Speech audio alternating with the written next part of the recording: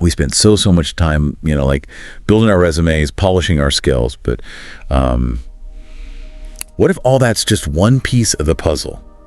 What if there's something else, something even more powerful when it comes to attracting success? I'm intrigued. Lay it on me. Okay, so get this. Today's deep dive, we're tackling this idea of personal energy, not just hard skills, but the actual energy you bring to the table.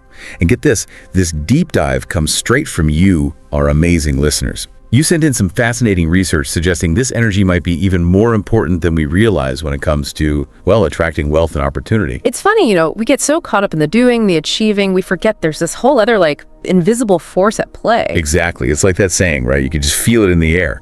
But what's the practical application? How do we actually use this knowledge? Especially in today's world, right? Everything's moving a mile a minute. Yeah. Does that make this energy thing even more important, you think? Oh, absolutely. Think about it. Information overload, constant competition, the energy you carry.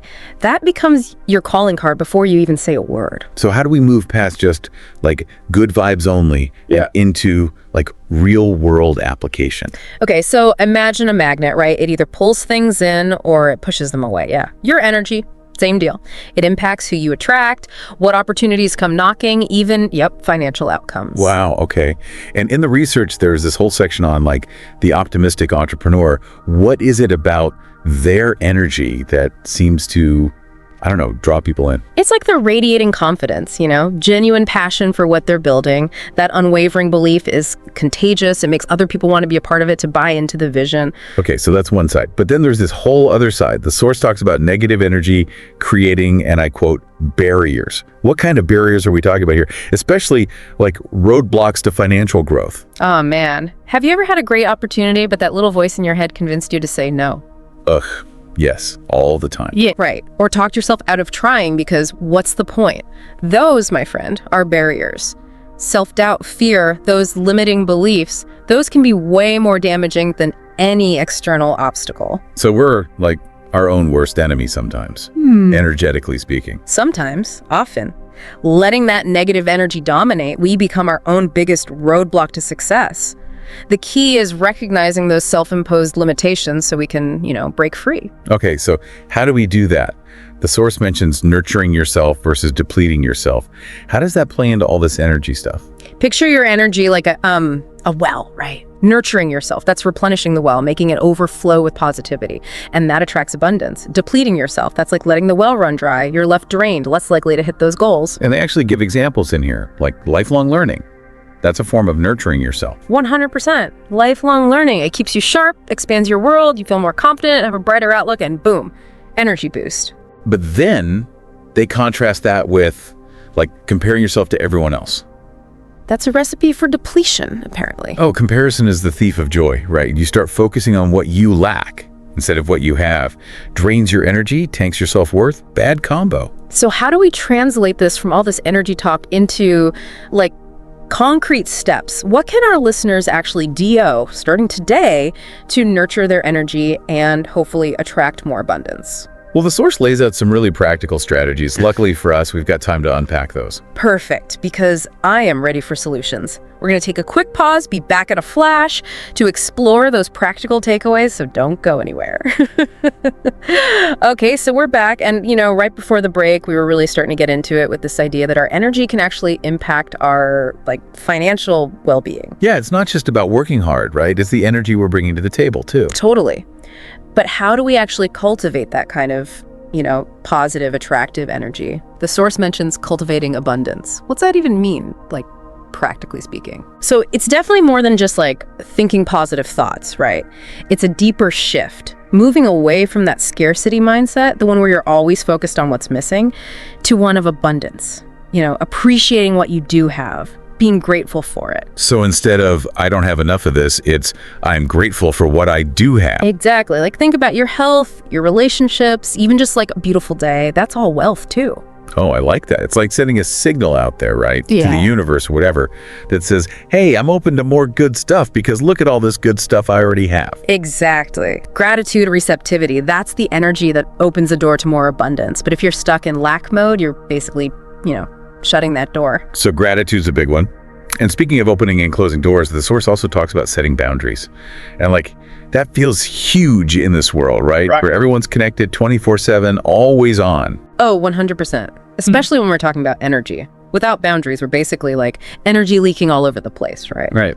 Which just leaves you depleted, less able to attract, well, anything good, let alone abundance. It's interesting because the source talks about how this goes way beyond just, saying no to extra work or projects.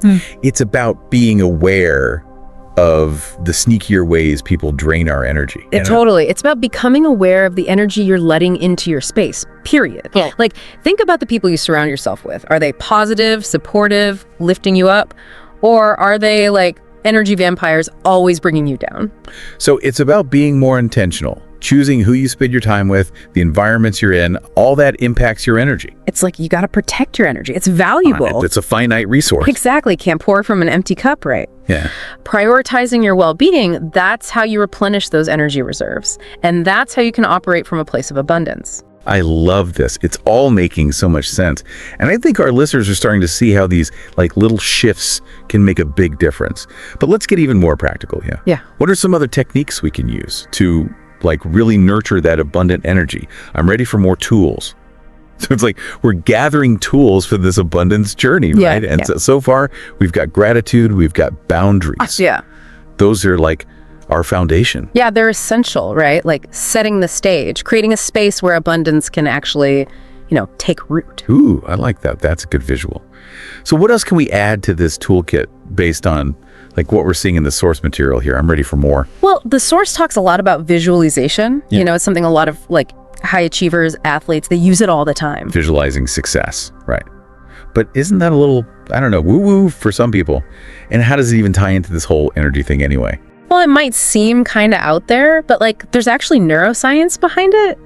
When you vividly picture yourself achieving something, your brain, it doesn't know the difference between that and actually doing it. Those same neural pathways light up. So you're saying like our brains can't tell the difference between us really doing something and just like imagining it super clearly.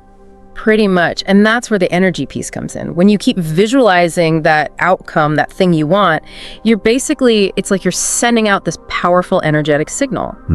And that's what attracts those opportunities, the resources, all the stuff that lines up with that vision. So it's like our energy is like getting ready, getting aligned with what we want to create. Exactly. And the more detailed you can get with it, really feeling the emotions of achieving that goal, the more powerful that signal you're putting out there.